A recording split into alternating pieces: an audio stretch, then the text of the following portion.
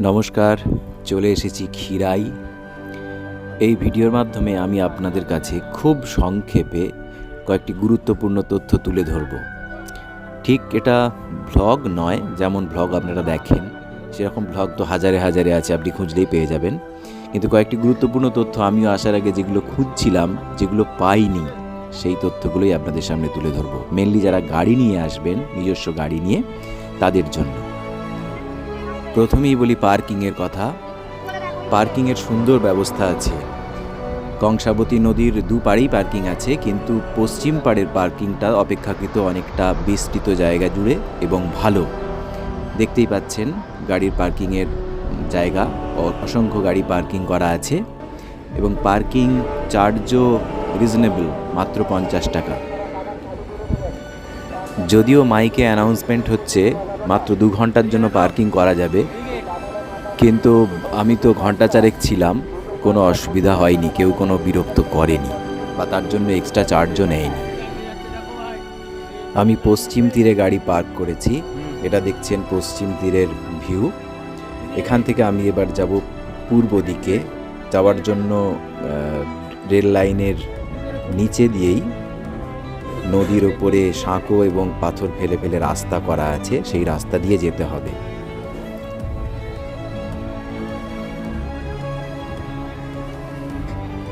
কংসাবতী নদীর দু পাড়েই, পূর্ব পাড় এবং পশ্চিম পাড়, দু পাড়েই কিন্তু ফুলের চাষ করা আছে। কিন্তু দু পাড়ের ভ্যারাইটি দু ধরনের। পূর্ব পাড়ে মেনলি আছে চন্দ্রমল্লিকা, একটি মাত্র গোলাপ বাগান আছে, তবে সেটি দেখতে গেলে অনেকটা হাঁটতে হবে আপনাকে।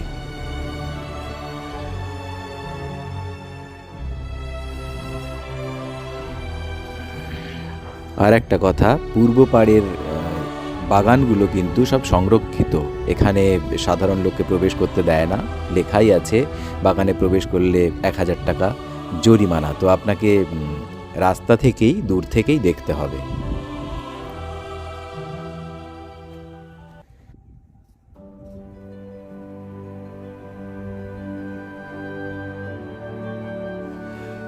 তবে পূর্ব দিকের বাগানগুলোর ভাস্টনেস বা রিচনেস অত্যন্ত বেশি। এখানকার ফুলগুলোর সাইজও কিন্তু বেশ ভালো, বেশ বড় বড় সাইজের। দেখলে কিন্তু আপনার মন ভরে যাবে।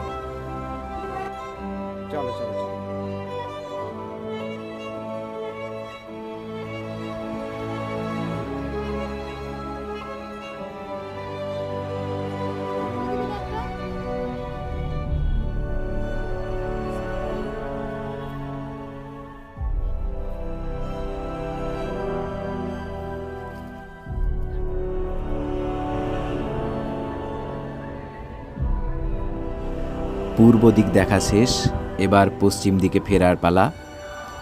ফিরব রেল লাইন ধরে। রেল লাইনের গা দিয়ে সরু রেলিং দিয়ে রাস্তা করা আছে, ওই লাইন ধরে এসেছিলাম। দেখুন ওই যে বাঁ দিকের রেল ব্রিজটা আছে, তার ঠিক নিচে দিয়ে নদী পেরিয়ে। তো এখন ফিরছি রেল লাইনের ওপর দিয়ে। বেশ অ্যাডভেঞ্চারাস একটা জার্নি, বেশ অ্যাডভেঞ্চারাস রাস্তা। অ্যাডভেঞ্চার প্রিয় মানুষদের জন্য আদর্শ।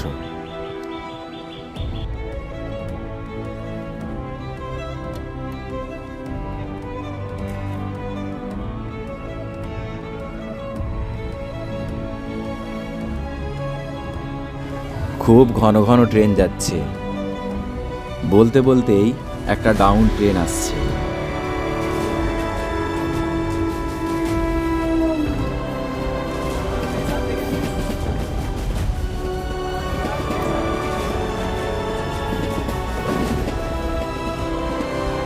ট্রেনগুলো যখন পাশ দিয়ে যাবে, অতি সাহসীরও ভয়ে বুক কাঁপতে বাধ্য।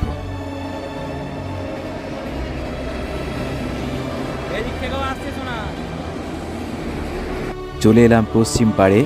এখানে কিন্তু ফুলের ভ্যারাইটি বেশ ভালোই।